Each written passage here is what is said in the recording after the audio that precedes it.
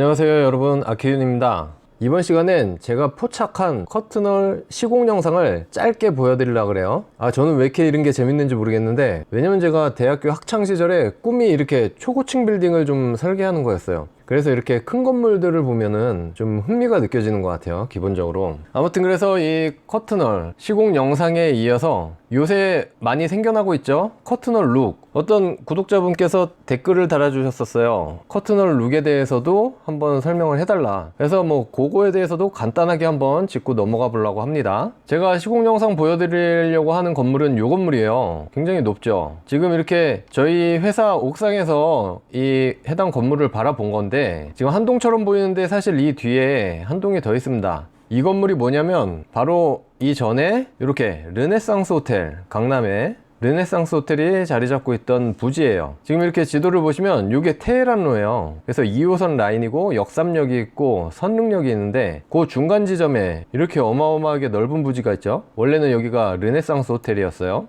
그래서 얼마 전에 그걸 철거를 하고 이제 새로 투타워로 해서 공사를 하고 있는 거예요. 근데 이제 저희 건물이 여기 정도 돼요, 위치가. 그리고 여기니까 제가 여기서 이렇게 바라본 거예요. 굉장히 멀죠, 사실. 아무튼 그래서 이 르네상스 호텔을 철거하고 이렇게 엄청난 높이의 투타워로 지금 새로 짓고 있는 거예요. 그래서 이게 테헤란로고, 요 방향이. 그래서 A, B동으로 짓고 있는데, 요게 이제 37층, 요게 35층이라고 하더라고요. 디자인도 이렇게 그냥 한 면으로 다 처리를 해버리면은 굉장히 좀 재미없고 딱딱할 수가 있는데, 그래도 메스를 살짝 이렇게 단차를 줘가지고 분절을 했어요. 그래서 좀 더 늘씬해 보이는 그런 맛이 있죠. 그리고 상단에도 이렇게 커튼홀을 한 3개 층 정도 높이로 더 올린 거예요. 마지막 층은 6인데 이렇게 보이죠? 근데 더 높여가지고 건물이 더 높아 보이기도 하고, 그리고 또 이 내부에 있는 여러 가지 설비, 시설들이 있는데 그런 것들을 가리면서 여러 가지 이제 효과를 노린 거죠. 그리고 그 중간에는 이렇게 두 도로가 만나는 곳이기 때문에 공개 공지를 크게 확보해가지고 공익적인 이렇게 시설을 계획을 한 거죠. 이게 배치도인데요, 이렇게 커다란 대지에 B동, A동 이렇게 계획을 했죠.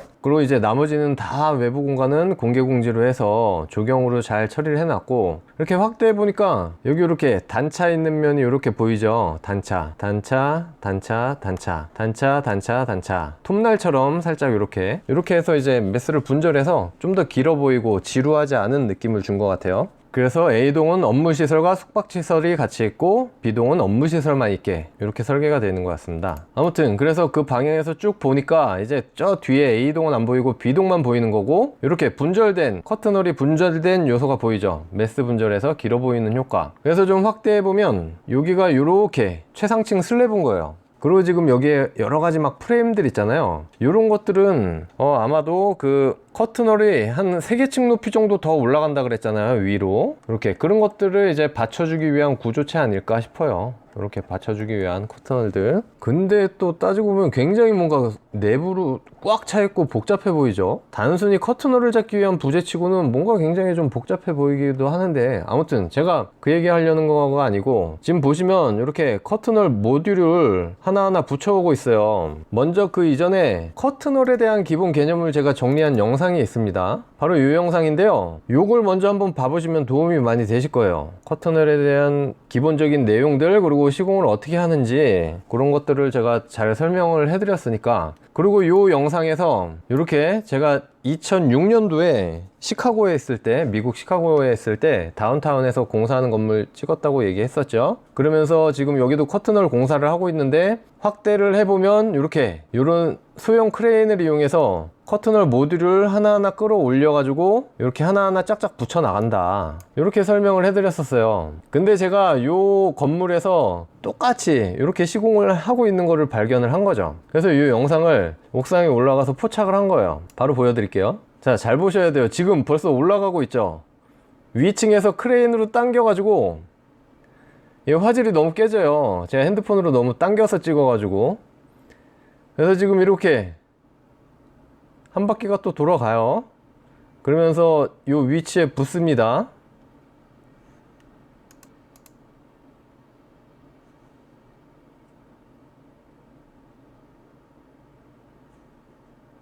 네, 이렇게 먼 데서 제가 땡겨가지고 찍어서 예, 그래서 다시 보면, 그래서 이 수많은 모듈을 지금 요만한 거 하나를 계속 붙여 나가는 거예요. 요런 방향으로. 그쵸? 그리고 요 모듈 하나가 이제 요 한 층을 커버하는 거예요. 결론은. 요게 지금 한 층이잖아요. 요렇게. 한 층, 두 층 이렇게 되는데, 요 슬래브 판이 있고, 그 슬래브 판과 판 사이를 쭉쭉쭉쭉 붙여 나가는 거죠. 근데 이 속도가 생각보다 되게 빠르더라고요. 그래서 하루 종일 얼마나 하나 보니까 지금 요 거의 초반에서 시작해서 쭉 붙여 와가지고 한 여기까지 저녁 때 되니까 시공을 끝냈더라고요. 요만큼. 그러니까 거의 한 20장은 넘는 것 같고 거의 30장까지 하루에 붙이는 것 같아요. 엄청나죠? 그래서 지금 이 골조 공사 보시면 이 기둥, 슬래브, 보들 보이고 그쵸? 요 골조 공사가 쭉 짜여진 거푸집에 의해서 한 층 한 층 올라가면서 이 밑에서부터도 골조 공사가 아직 끝나지 않았음에도 불구하고 바로바로 따라서 올라가는 거예요. 커튼홀이. 그래야 이제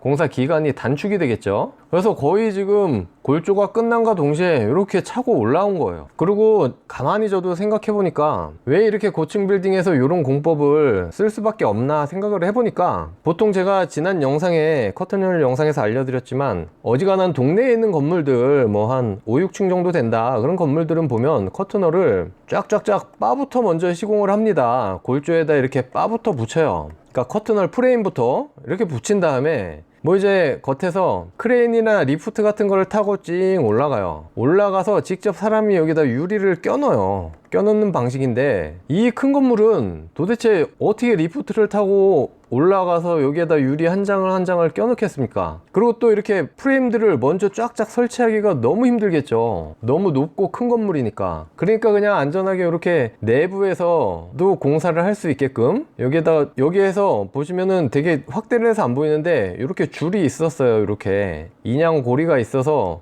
요 층에서 이렇게 끌어올려 가지고 딱 붙이는 방식이거든요. 그러니까 이거 얼마나 쉽습니까? 물론 무섭긴 하겠지만 여기 안전바들도 있고 다 하잖아요. 그러니까 크게 이렇게 공사를 하는 데는 무리가 없을 거라 이 말입니다. 따지고 보면 우리 롯데타워, 잠실역에 있는 롯데타워, 그것도 엄청 높은데 다 이런 방식을 택했을 거예요. 어쩔 수가 없겠죠. 거기다가 걔는 이제 요런 형태니까 다 커튼홀 창 모양 모듈 하나하나 다 E형일 거란 말이죠. 그래서 그 위치에 맞는 것들 짜갖고 와가지고 딱딱 붙여나가는 방식으로 했겠죠.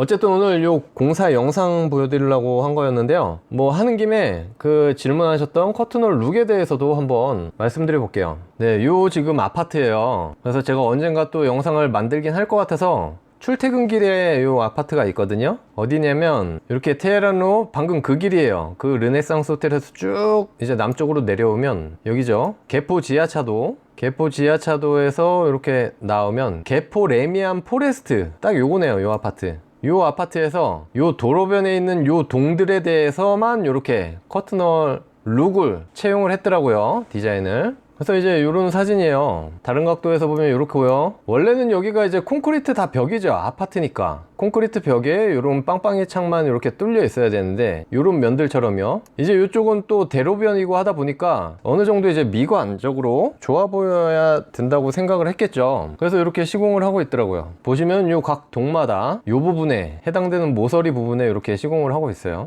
요건 또 다른 날인데요. 거의 공사가 다 돼갈 때쯤 햇빛에 비친 모습이 이렇게 되고요. 그래서 이 커튼홀 룩은 뭔고 하니, 한마디로 얘기를 하면 이렇게 얘기할 수가 있을 것 같아요. 커튼홀처럼 보이고 싶은 벽체, 딱 요 정도 표현이면 좋을 것 같거든요. 제 생각입니다. 물론 어쨌든 외관을 이렇게 벽면에 빵빵이 창이 아닌 조금이라도 더 세련되게 보이게 하고 싶어서 하기 위해서 이렇게 가짜 커튼홀 유리를 만드는 거예요. 그렇다 그래서 다른 의도도 제가 볼 때는 크게 찾아볼 수가 없을 것 같아요. 뭐 예를 들어서 단열을 더 좋게 하기 위해서 했다. 근데 보시면 여기는 이미 좀 확대를 해보면 이미 기본 창들은 이렇게 뚫려져 있어요. 그래서 단열에 대한 거는 이 창들이 다 책임을 지고 있어요. 그냥 요런 면에 있는 요런 기본 창들처럼 다 단열을 지네가 책임지고 있고, 지금 이렇게 유리를 붙여놓은 것은 단열 성능이 없는 유리일 수밖에 없어요. 어차피 요 내부에는 콘크리트 벽체가 있고 벽체 위에다가 이제 페이크로 붙인 거니까요. 여기처럼 콘크리트 벽체예요. 그리고 아파트이기 때문에 기본적으로 내단열, 콘크리트 벽면 안쪽으로 벽면이 이렇게 있으면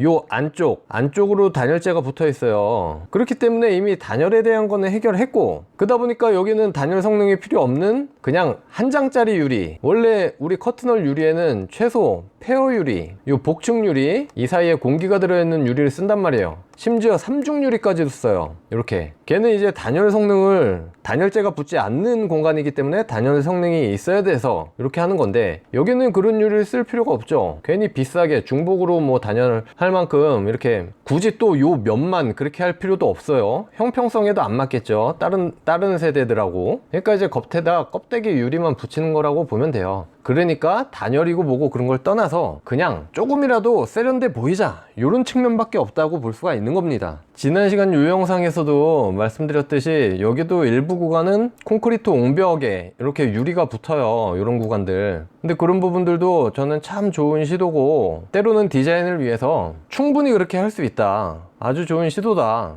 그런 얘기를 이 영상에서 제가 했는데, 이것도 마찬가지예요. 충분히 좋은 시도라고 봅니다. 어쨌든 이 시공사, 건설회사 입장에서는 뭐 이윤을 덜 남기는 걸 수도 있고, 아니면 요만큼 더 분양가를 더 높일 수도 있는 건데, 어쨌든 비용이 상승하는 건 맞습니다. 비용은 상승하죠. 괜히 엄한 벽에다가 이런 프레임을 붙이고 유리를 한 장을 더 붙였기 때문에 공사비는 상승을 하지만, 그래도 디자인을 위해서 이렇게 노력하는 모습이 좋다, 대형 건설사니까. 그리고 한 가지 더 말씀드리면, 이 아파트에서는 이렇게 커튼홀을 무턱대고 쓸 수가 없어요. 오리지널 커튼홀. 왜냐면 커튼홀은 제가 말씀드렸죠, 보통은 이제 기둥식 구조에서 써요. 기둥식. 그래서 라멘 구조, 기둥하고 슬랩을 쫙 올리고 겉에다 이제 커튼 치듯이 외장을 쫙 둘러서 이제 커튼홀을 입힌다고 제가 요 영상에서 설명을 드렸었는데, 벽식과 라멘 구조의 차이, 기둥식 구조, 이것도 보시면 도움이 됩니다. 아무튼 그래서 기둥식에서만 많이 써요. 그래서 이 벽식 구조에서는 한계점이 있어요. 커튼홀을 쓰기가 어려운. 왜냐면 이 벽식 구조에서는 요 벽체들이 전부 다 이제 구조체인 거예요, 따지고 보면. 기둥이 보통 없거든요. 근데 구조체에서 지금 이만한 부분을, 그러니까 아파트 평면이 이렇게 있으면 요 끄트머리에서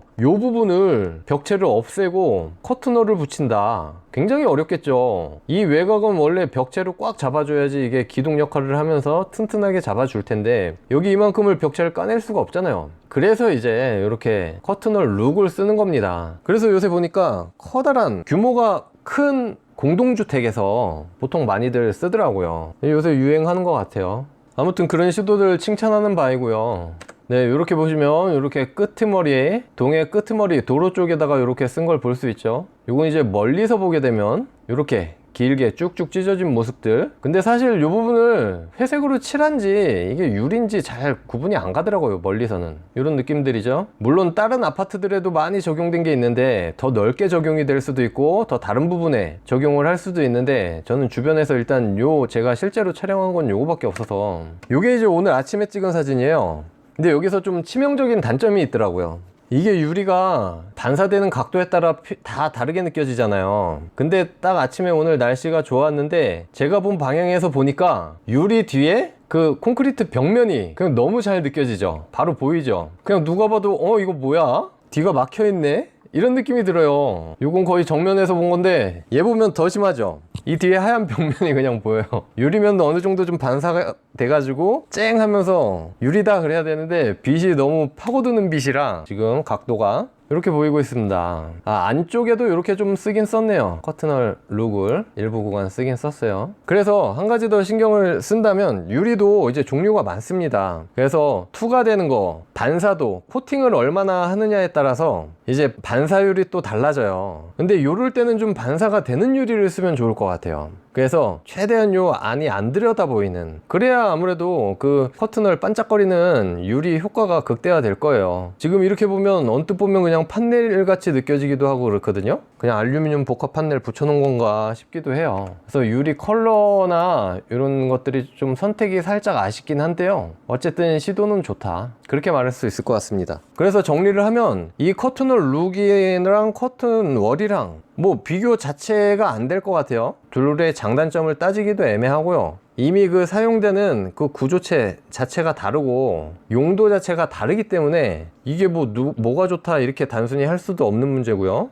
그냥 단순히 요런 좀 벽체로 형성되는 벽식 구조의 요런 공동주택 아파트들에서 좀 세련되게 보이게 하기 위함이었다, 요런 정도로만 그냥 좀 해석을 할 수가 있을 것 같습니다. 네, 이상이고요. 네, 다음 시간에 더 좋은 영상으로 돌아오겠습니다. 좋아요와 구독 한 번씩 꼭 눌러주세요. 감사합니다.